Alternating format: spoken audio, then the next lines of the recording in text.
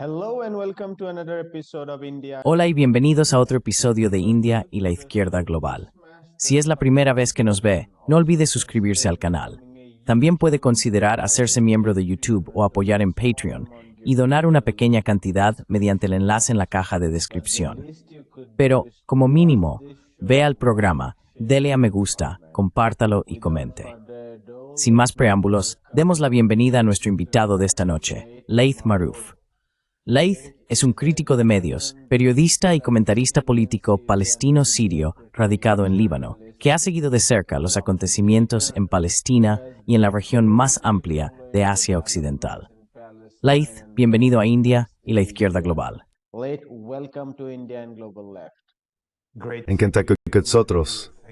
Gracias por invitarme. I wanted to focus on the Gaza ceasefire. Quería centrarme en el alto el fuego en Gaza para nuestros espectadores. Esto se denomina la primera fase de implementación basada en la propuesta de 20 puntos de Trump, y no lo incluye todo. Los puntos más destacados son el cese de las hostilidades a cambio de intercambios de prisioneros, ayuda humanitaria y la retirada parcial de las fuerzas de defensa de Israel del lado occidental de Gaza. ¿Cuál es su impresión sobre este plan de alto el fuego? What is your impression of this ceasefire plan?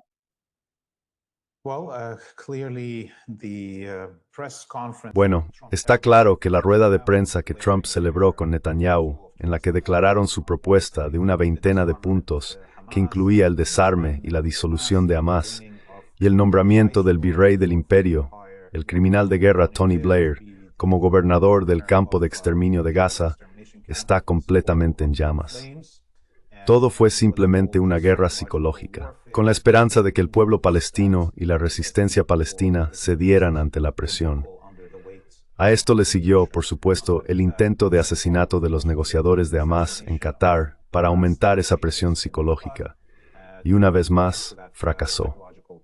Así que lo que tenemos ahora es la misma propuesta que Hamas presentó el 8 de octubre de 2023, un intercambio de prisioneros de guerra y el fin de las hostilidades.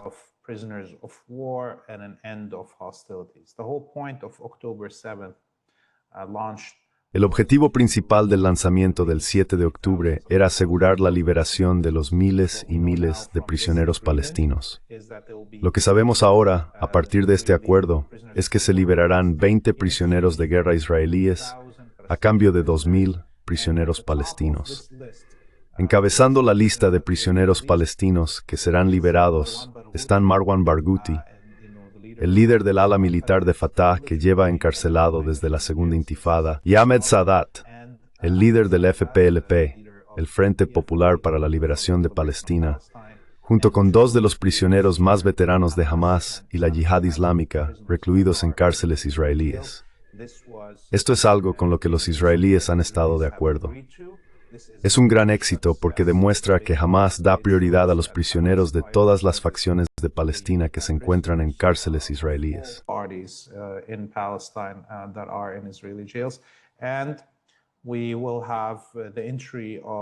Y tendremos la entrada de cientos de camiones, alrededor de 600 al día, que traerán alimentos y ayuda. Así que por fin, la hambruna provocada por el hombre que los israelíes estaban llevando a cabo terminará, y el pueblo palestino tendrá un respiro del genocidio. Por supuesto, todo esto sigue en el aire. Hasta ahora, los sionistas no han dejado realmente de bombardear Gaza. Incluso ahora mismo, mientras grabamos, sigue habiendo bombardeos, aunque el alto el fuego se suponía que entraría en vigor al mediodía, hora de Gaza. Ya han pasado 5 horas desde entonces, y no estamos seguros de si realmente va a suceder. Pero Trump está arriesgando toda su credibilidad si el alto el fuego no entra en vigor esta noche. Hazem Qassem, Hamas's spokesperson, has Hassem Qassem, portavoz de Hamas, acaba de decir a Al Jazeera que los israelíes ya han empezado a manipular la lista de prisioneros que mencionaste. Se habla de la liberación de 200 prisioneros condenados a cadena perpetua, además de los 1.800, lo que haría un total de 2.000. También dijo que los israelíes, en general, están echándose atrás en algunos de los procedimientos acordados con los negociadores. Mucha gente es escéptica sobre si el alto el fuego se mantendrá, y volveremos a lo que está en juego más allá de ello. Pero, dada la tradición de engaño israelí y la falta de rendición de cuentas a la hora de cumplir los acuerdos, ¿cuál es tu impresión sobre si el alto el fuego se mantendrá esta vez?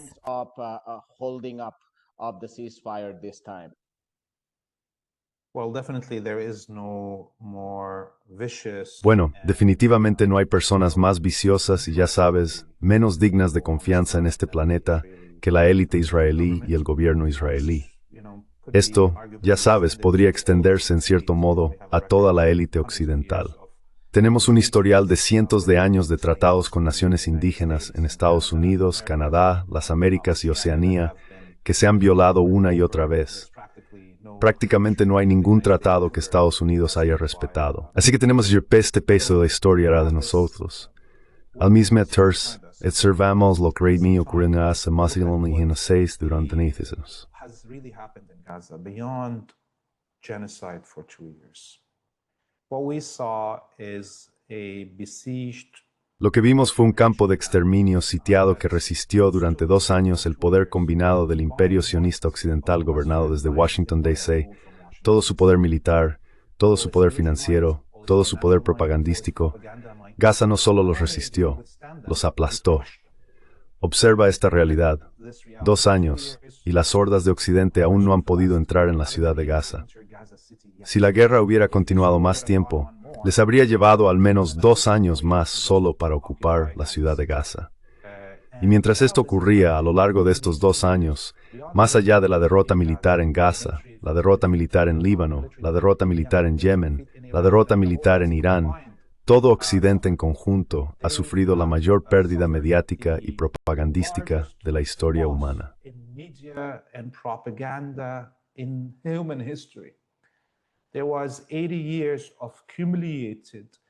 Hubo 80 años de propaganda acumulada sobre el sionismo, sobre la supremacía occidental, los valores, la cultura y la civilización, una propaganda que se había arraigado en la mente no solo de los ciudadanos de esos países occidentales, sino de toda la humanidad. Todo ese tesoro de propaganda se hizo añicos contra las rocas de las costas de Gaza. Hoy, los palestinos de Gaza, los niños que sobrevivieron a este genocidio, serán reconocidos por haber provocado el gran despertar en Occidente. No sobre el sionismo ni sobre Palestina y su historia de colonización, sino sobre las verdaderas estructuras de poder y control dentro de sus propias sociedades.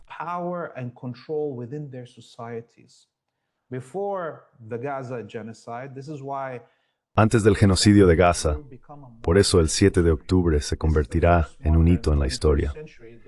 Es el primer hito del siglo XXI que será recordado por cambios tectónicos tan profundos como lo fue la Segunda Guerra Mundial en el siglo XX.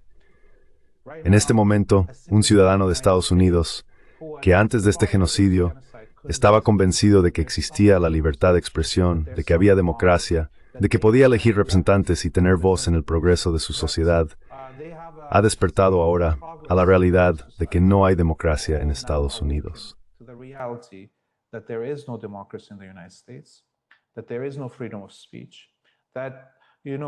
No hay libertad de expresión.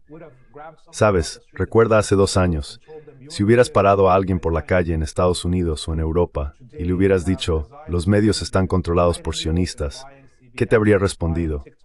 Hoy en día, tenemos a multimillonarios sionistas a plena vista, comprando CBS, comprando TikTok y diciendo a todo el mundo, estamos haciendo esto para imponeros una posición pro-israelí, pro-sionista. Ahora todo está completamente a la vista.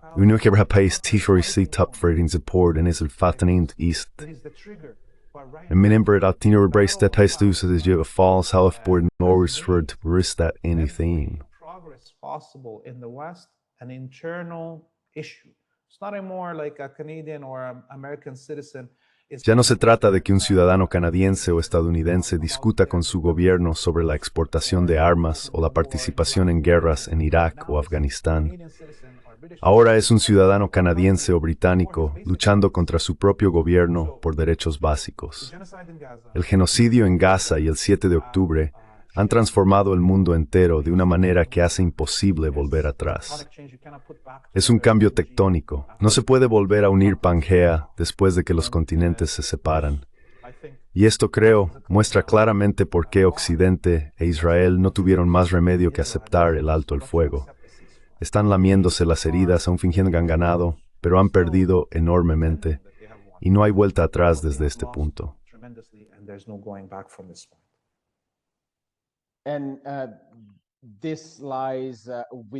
Y esto se inscribe en la tradición de Israel. Aquellas protestas contra la guerra estadounidense en Vietnam, la primera oleada de manifestaciones por la invasión de Irak, forma parte de esa misma tradición de exponer el imperio a través de la guerra que se desarrolla dentro de la corte imperial.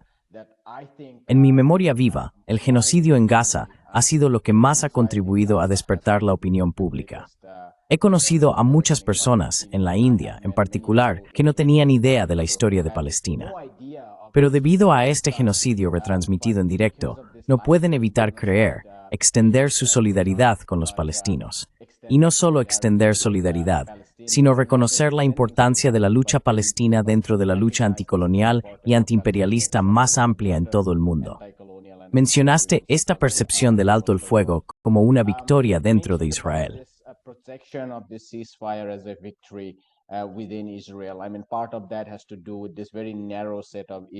Quiero decir, parte de eso tiene que ver con este conjunto muy limitado de cuestiones sobre una veintena de prisioneros de guerra en Israel.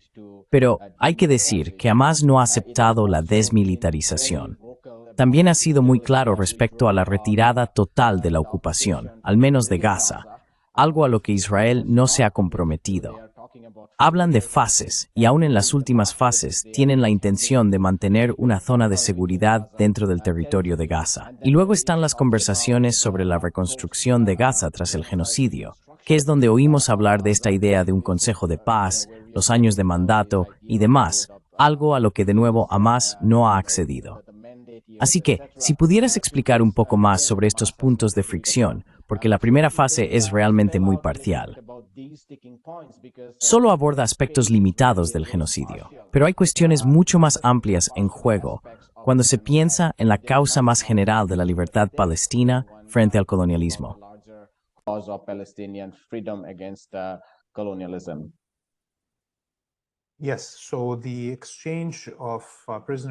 Sí, así que el intercambio de prisioneros de guerra, creo que lo más importante, más allá de las cifras, es el liderazgo palestino que será liberado. Marwan Barghouti, Ahmed Saadat. Esto cambiará las dinámicas de poder en Cisjordania, no solo en Gaza. Mahmoud Abbas quedará aislado. Así que ya estamos viendo que la mayor parte del plan presentado en aquella rueda de prensa con Trump y Netanyahu se ha venido abajo. No hay manera de desarmar a Hamás. ¿Qué más da conseguir desarmarse?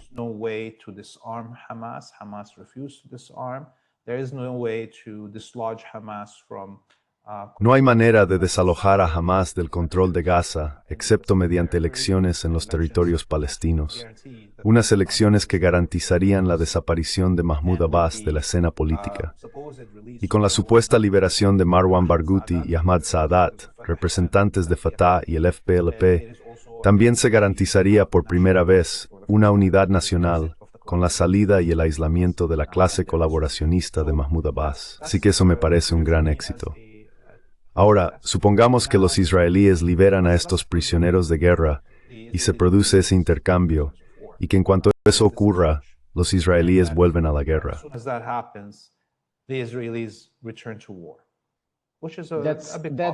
Eso es lo que Smotrich ha tuiteado abiertamente en su cuenta de Twitter, que en cuanto se complete el intercambio, deberían comenzar su misión de, como él lo expresa, la exterminación de Hamás y la desmilitarización total de Gaza.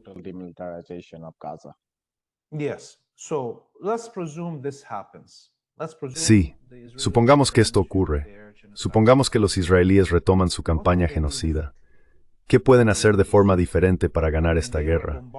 Quiero decir, estaban bombardeando zonas donde se encontraban sus propios prisioneros, y en realidad no se preocuparon por sus vidas.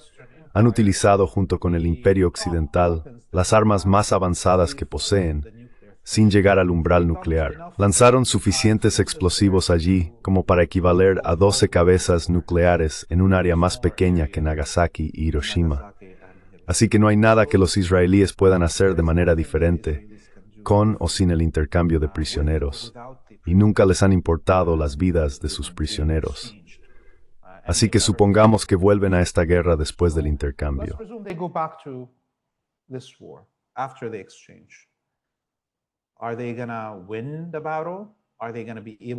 ¿Van a ganar la batalla? ¿Van a ser capaces de ocupar la ciudad de Gaza? Les va a llevar al menos otros 2 años hacerlo. No han podido. Les llevó 2 años solo llegar a las entradas de la ciudad de Gaza. Entonces, ¿pueden usar un arma nuclear en Gaza? No pueden, porque todos sus colonos también quedarían irradiados, ¿verdad? Así que si volvemos a la misma batalla, los resultados ya están predichos. De hecho, diría que la única razón por la que Trump se apresuró a lograr este alto el fuego y aceptó la propuesta de Hamas que se presentó el 8 de octubre de 2023 es porque la batalla por Palestina estaba alcanzando un momento crítico en las sociedades occidentales.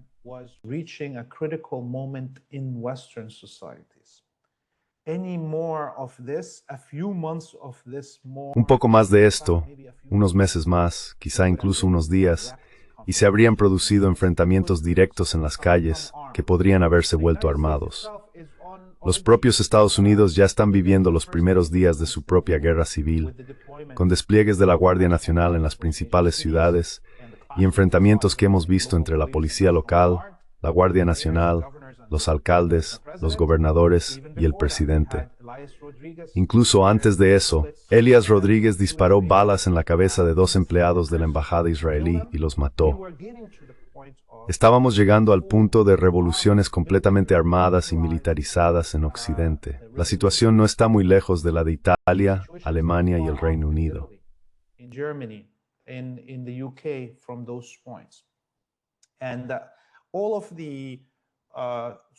Y todo el tejido social de esas sociedades y el contrato social entre el Estado y el ciudadano en todas las sociedades occidentales se estaba desmoronando y al borde de desencadenar una guerra civil.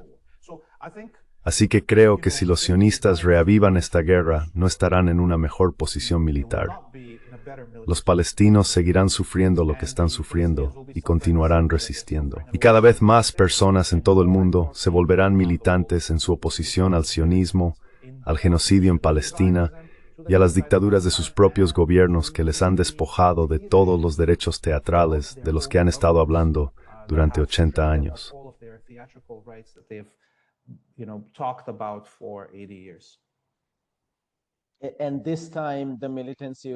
Y esta vez, la militancia sería mucho más intensa, dado que no tendrían, al menos en la medida en que la gente antes creía en esas narrativas propagandísticas.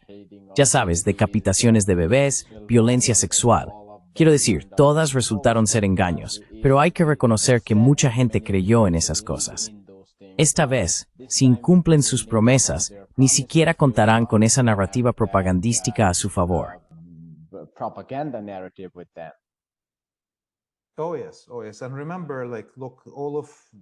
Oh sí.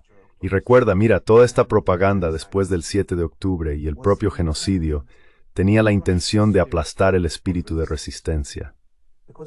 Porque el 7 de octubre, quiero decir, hemos estado un poco atrapados en este bucle del genocidio. Pero ya sabes, detente un segundo y recuerda cómo se sintió la mayor parte de la humanidad el 7 de octubre, cuando esos palestinos asediados que nunca habían visto el mundo exterior en toda su vida, encarcelados perpetuamente durante generaciones, cruzaron ese muro del apartheid en esos parapentes y tomaron 12 bases israelíes y mataron o capturaron a los 12 principales generales israelíes. Fue un día glorioso para la mayor parte de la humanidad. Los corazones de la gente se agitaron al ver al pueblo palestino salir de las vallas y los portones hacia sus tierras originales, de las que fueron limpiados étnicamente.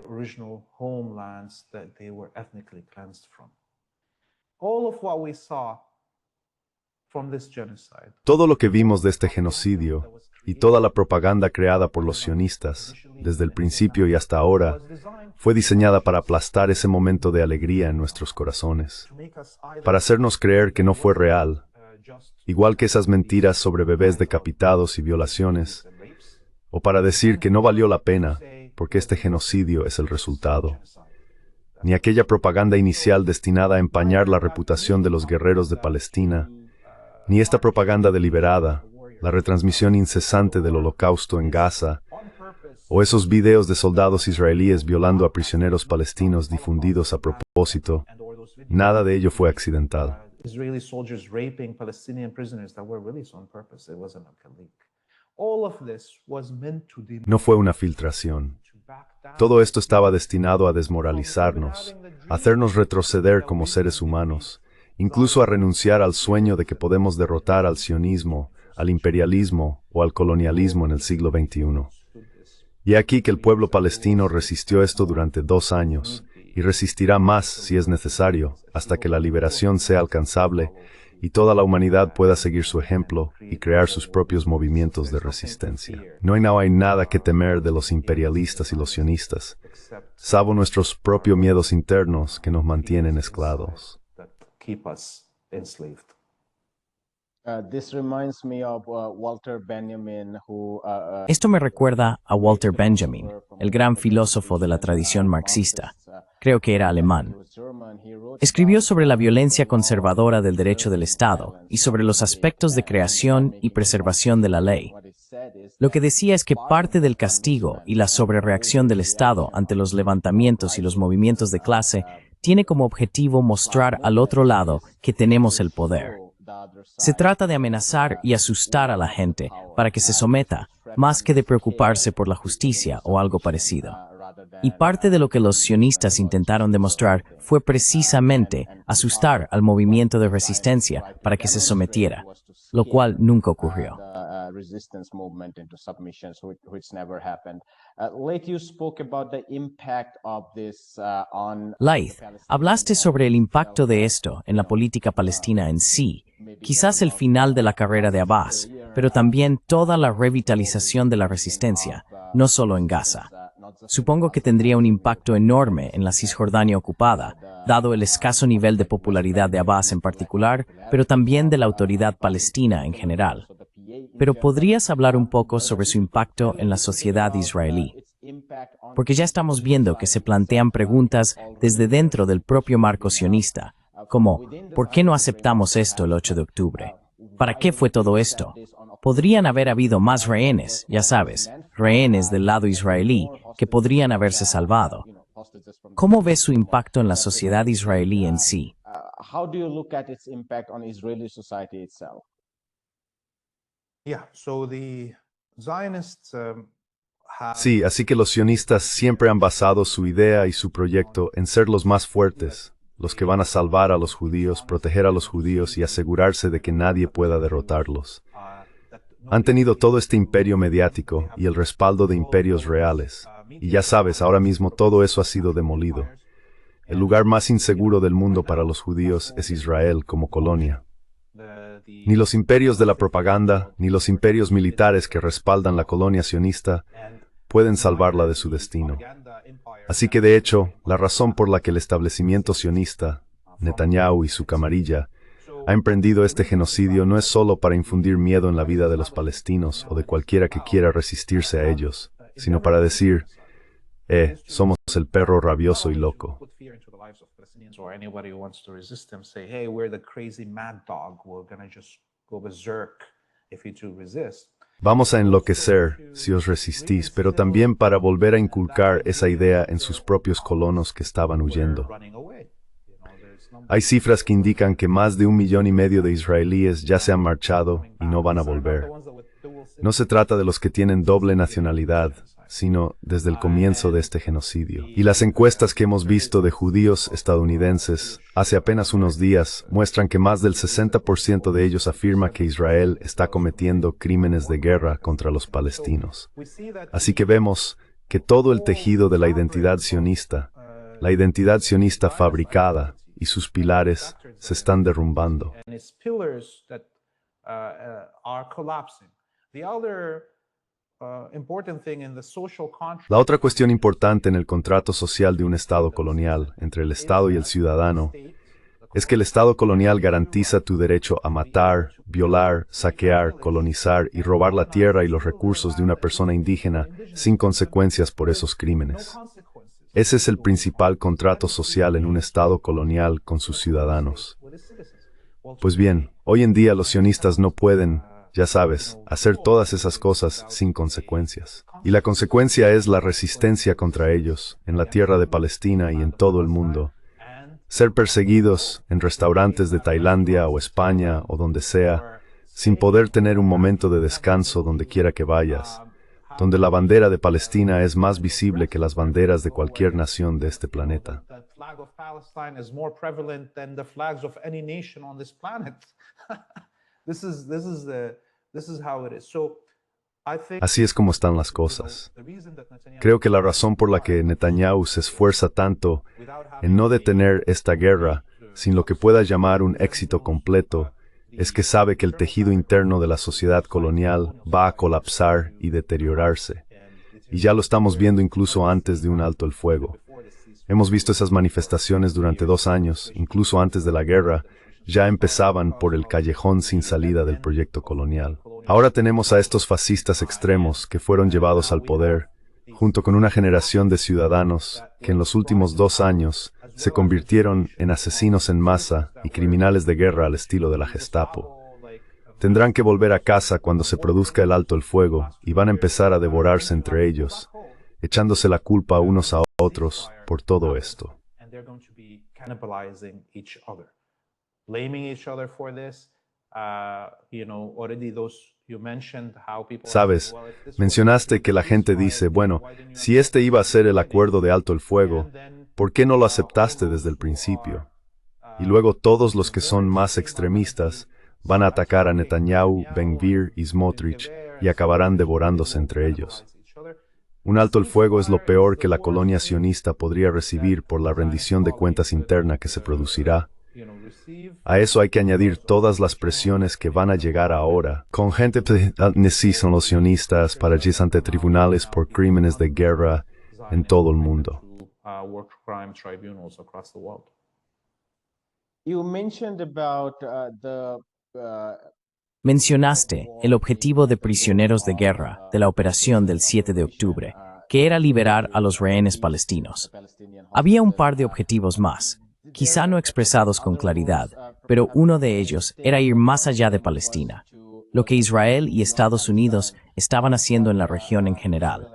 A eso a veces se le llama los llamados esfuerzos de los acuerdos de Abraham, llevados a cabo durante la primera administración de Trump. Uno de los objetivos de de Magna Accionalia. Así que, en Zio y más allá lo ishi, podrías pasar mi spactu o matu. share your thoughts about its impact on Lebanon in particular. We are seeing the divisions. En particular, estamos viendo que las divisiones dentro del Líbano empeoran debido a lo que está ocurriendo en Palestina. Pero Hezbollah se mantiene firme, ha sufrido golpes y pérdidas, pero ha hecho sacrificios por la causa.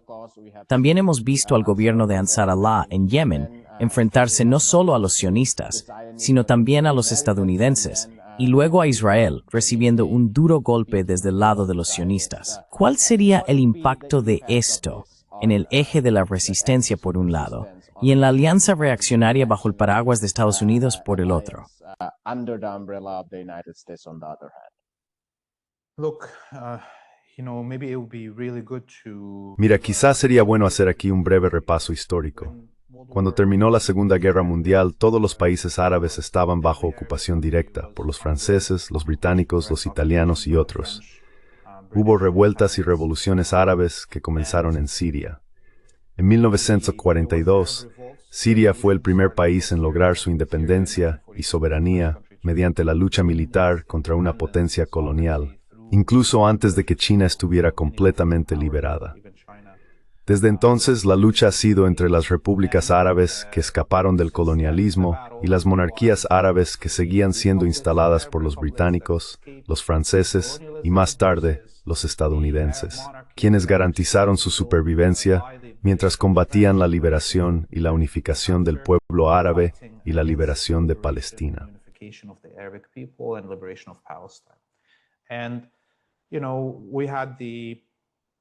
Y ya sabes, tuvimos la derrota y el colapso de la Unión Soviética, lo que dejó a todas las repúblicas árabes sin un patrocinador militar, a diferencia de las monarquías colaboracionistas del mundo árabe. Y una por una, en ese periodo entre el colapso de la Unión Soviética y el resurgimiento de Rusia en la escena mundial, las repúblicas árabes fueron recuperadas. Parte de eso fue el llamado Otoño Árabe, algunos lo llaman la Primavera Árabe, que fue una revolución de colores destinada a destruir lo que quedaba de las repúblicas árabes. Casi lo consiguieron. Siria fue la última que se interpuso en el camino. Y es un país muy importante. La capital más antigua del mundo, Damasco, la capital de los primeros imperios árabes y musulmanes, la capital con más años de servicio de cualquier imperio árabe o musulmán.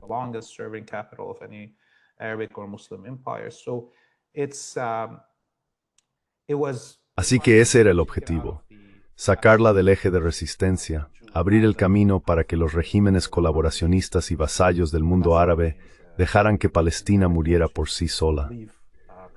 Y por supuesto, fue entonces cuando se publicaron los acuerdos de Abraham, cuando Trump entregó Jerusalén y los altos del Golán a Israel, mientras Siria se veía envuelta en un baño de sangre, con cientos de miles de escuadrones de la muerte wahhabíes enviados desde el mundo árabe y musulmán para destruirla. Así que sí, el 7 de octubre llegó en un momento en que todo el mundo pensaba que Palestina estaba muerta. Los medios occidentales estaban completamente centrados en Ucrania, y los monarcas árabes se sentían seguros tras 80 años de traición contra su propio pueblo. Pensaban que todo el terreno estaba libre para ellos. Syria to spy tur mord, nada new para luchar contra ellos.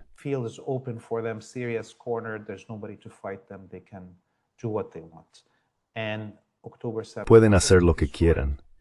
Y el 7 de octubre ocurrió y destruyó los acuerdos de Abraham. No solo destruyó los acuerdos de Abraham, sino también la propaganda de esos monarcas del Golfo, la propaganda catarí, saudí y emiratí, que llevaba décadas funcionando, igual que la propaganda sionista que intentaba socavar a cualquiera que resistiera a Estados Unidos, afirmando que Hezbollah, Siria o Irán estaban abusando de la causa palestina para mantenerse en el poder. En realidad, son esos monarcas del Golfo quienes están abusando de todos para mantenerse en el poder. Y la guerra que siguió al 7 de octubre lo reveló todo a la luz del día. Mostró cómo Hezbollah, Yemen, Siria e Irán están dispuestos a sacrificarse por Palestina, no por su propio puesto de poder. Están dispuestos a sacrificarse por Palestina.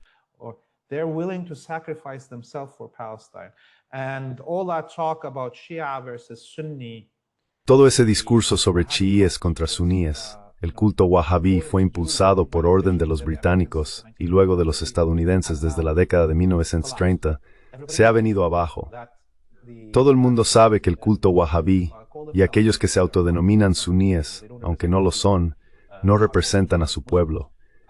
Los musulmanes suníes honorables han permanecido observando mientras se llevaba a cabo un genocidio contra una población suní en Palestina. Y los únicos que acudieron en su ayuda fueron los chiíes, que lo sacrificaron todo para apoyar a Palestina. Han cambiado muchas cosas, y diré una última cosa, ya que preguntaste por el Líbano. Esto podría darnos una idea de lo que podría suceder en Gaza después del alto el fuego. Los estadounidenses aceptaron un alto el fuego en el Líbano y planearon colocar a un primer ministro que fuera su marioneta.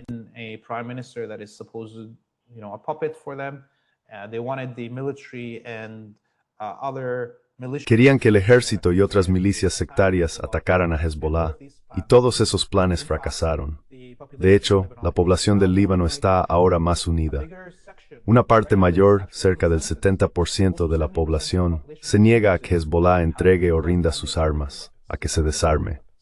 La manifestación que tuvo lugar la semana pasada durante la conmemoración del asesinato de Sayyid Hassan Nasrallah en Rawshi, que es principalmente un barrio suní y cristiano, reunió a miles y miles de suníes, que no solo exhibían fotos de Sayyid Hassan Nasrallah, sino también de Rafiq Hariri, asesinado en 2005.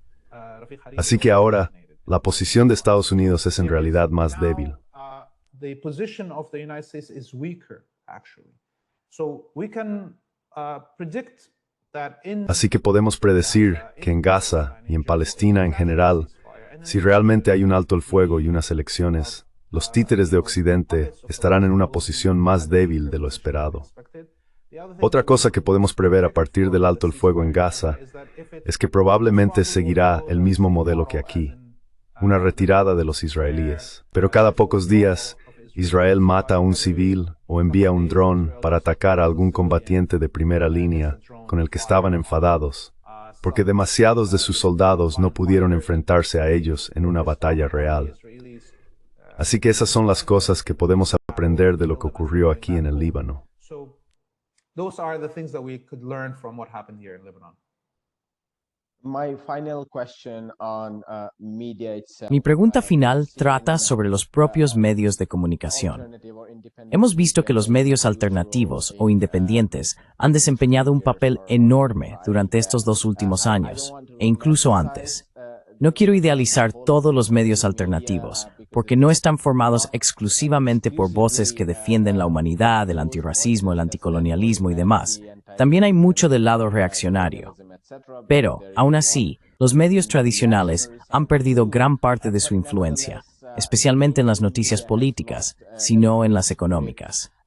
Uno de los desafíos a los que se enfrentan los medios alternativos en la cobertura económica es que no están cerca de los centros de poder, no están cerca de la Reserva Federal, no están cerca de Wall Street.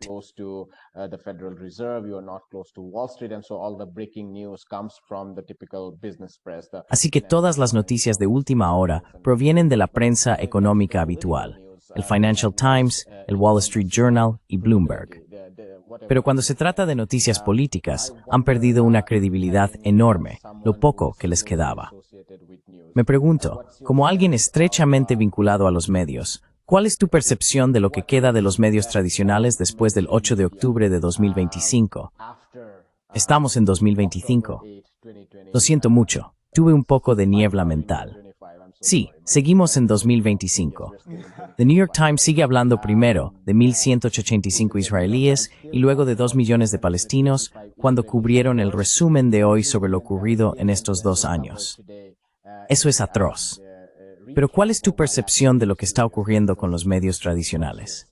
But your sense of what is happening with the mainstream media.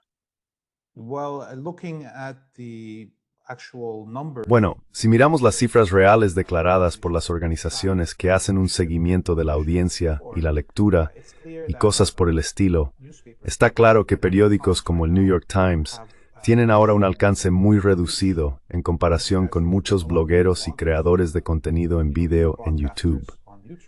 Creo que su alcance es de menos de 200,000 lectores, el New York Times en su versión impresa y en línea. Así que es un desastre para ellos. Recuerdo que en Canadá, por cierto, ocurre algo parecido con la CBC, la Canadian Broadcasting Corporation. Su presupuesto, en 2022, que fue la última vez que participé en audiencias de la Comisión de Regulación de la Radiodifusión en Canadá, la Comisión Canadiense de Radio y Televisión, In Canada, the Canadian Radio and Television Broadcasting Commission, their reach for their national news. su audiencia para su noticiero nacional de las 6 p.m., que es el programa más visto que tienen en la CBC, fue de menos de 30,000 espectadores. Bien, este es un país de 35 millones de personas. Así que esto ya estaba ocurriendo antes de este genocidio, porque ya sabes, creo que lentamente tras el colapso de la Unión Soviética, la idea de que no había competencia para su ideología se arraigó tan profundamente en las mentes de la élite occidental y de sus propagandistas. Bueno, no tengo competencia, así que diré lo que me dé la gana. Así que se volvieron cada vez más descarados en su menosprecio hacia la clase trabajadora, hacia las minorías culturales, lingüísticas y de todo tipo, y en su proyección de objetivos coloniales.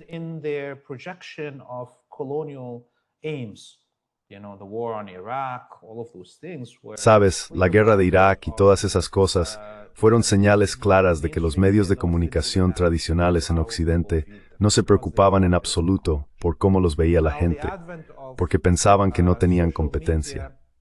Ahora la llegada de las redes sociales ha abierto un espacio que ha cambiado muchas cosas.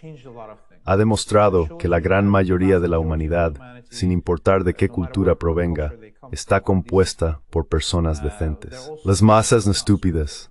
Las masas quieren encontrar la verdad. Quieren aprender más, quieren debates sofisticados.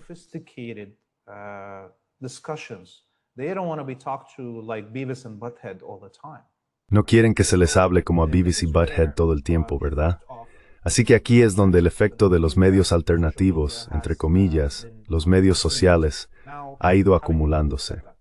Ahora bien, dicho esto, quiero dejar muy claro que el panorama de los medios alternativos, de hecho, no ha logrado alcanzar su potencial.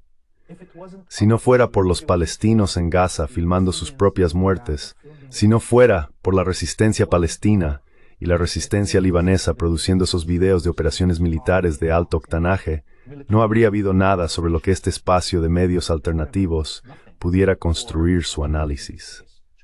Eso es una cosa.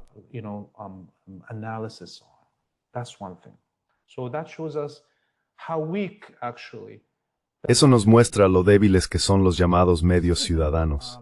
Los periodistas ciudadanos del tercer mundo, en Gaza, en Asia, en África, en América Latina, son en realidad más sofisticados que el panorama de los medios alternativos en Occidente.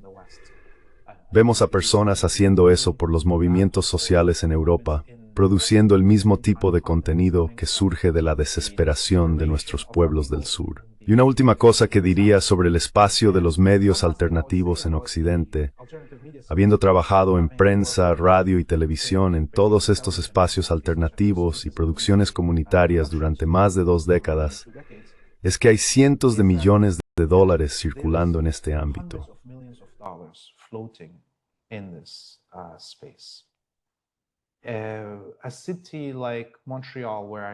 Una ciudad como Montreal, donde viví, tiene 6 emisoras de radio comunitarias, cada una con un presupuesto de $500,000 o más al año. Hay 4 universidades y en cada campus hay 4 periódicos, cada uno con un presupuesto de $500,000 o más. A eso hay que añadir los periódicos comunitarios y la televisión comunitaria. Así que una ciudad como Montreal, con solo alrededor de 1,5 millones de habitantes, gasta más de $35 millones al año en medios comunitarios y alternativos. Los presupuestos de las cadenas de televisión nacionales son más pequeños que eso en países 10 veces más grandes. ¡Qué absurdo! ¿De dónde proviene todo ese dinero?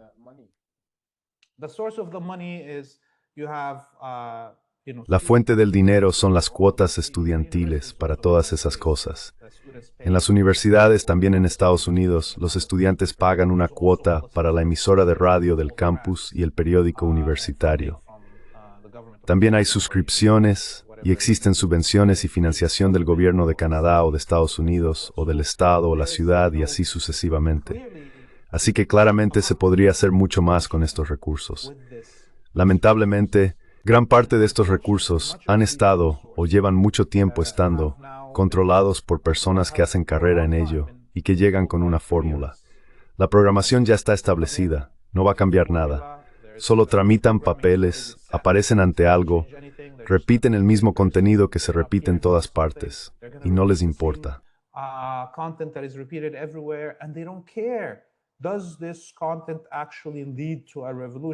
¿Realmente este contenido conduce a una revolución? Una emisora de radio en Oaxaca, en México, provocó una revolución. Una emisora de radio en África Central provocó un holocausto, ¿verdad? Así que una sola emisora de radio puede hacer que ocurran muchas cosas. Y nada de eso está realmente alcanzando su objetivo. Es trágico que haya tanto dinero circulando en los espacios de medios alternativos en Occidente y que tengamos que depender de programas como el tuyo en YouTube, autocreado, aislado de la comunidad y demás, para llegar a este nivel. Imagina si los recursos de nuestras comunidades estuvieran realmente liberados y se unieran para crear medios eficaces que pudieran romper el monopolio de los medios tradicionales.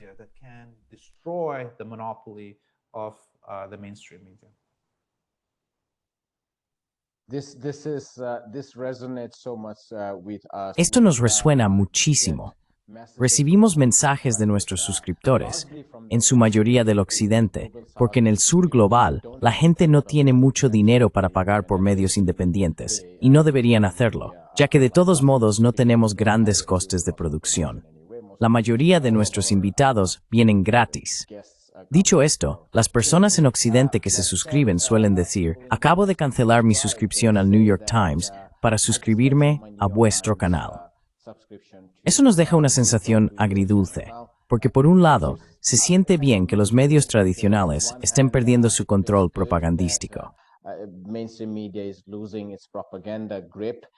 On the other hand, it also feels that Por otro lado, también parece que refleja el mismo tipo de vacío del que acabas de hablar, porque si la gente tiene que depender de nosotros para obtener buena información, entonces el mundo entero está en cierto modo muy arruinado, irónicamente, porque no tenemos ningún recurso. En su mayoría, dependemos de reunir distintos hilos y fragmentos, pedazos de aquí y de allá, además del excelente grupo de invitados que tenemos. Pero creo que es cierto. Los canales pequeños, con pocos recursos, lo están haciendo mucho mejor que muchos medios alternativos en Occidente, que están sentados sobre montones y montones de recursos. Lo dejaremos aquí, Laith. Esta fue nuestra primera interacción. Ocurrió un poco más tarde de lo que habíamos planeado, pero muchísimas gracias por tu tiempo. Me pareció una buena ocasión para tenerte como invitado por primera vez. Muchas gracias. To host you for the first time. Thank you so much. Thank you. Muchas gracias por invitarme. Espero volver otra vez. Por supuesto. Por supuesto. Of course. Hi, my name is Ayushman. Hola, me llamo Ayushman. Junto con Mudyar Jyotishman, inicié esta plataforma. Durante los últimos 2 años, hemos intentado crear contenido para las fuerzas de izquierda y progresistas. Hasta ahora, hemos entrevistado a economistas, historiadores, comentaristas políticos y activistas. Si te ha gustado nuestro contenido y quieres que construyamos un archivo para la izquierda, tengo 2 peticiones para ti. Por favor, considera hacer una donación a la causa. El enlace está en la descripción de abajo. Y si no puedes hacerlo, no te sientas mal. Siempre puedes dar me gusta y compartir nuestros videos con tus camaradas. Por último, no olvides pulsar el botón de suscribirte. Forget to hit the subscribe button.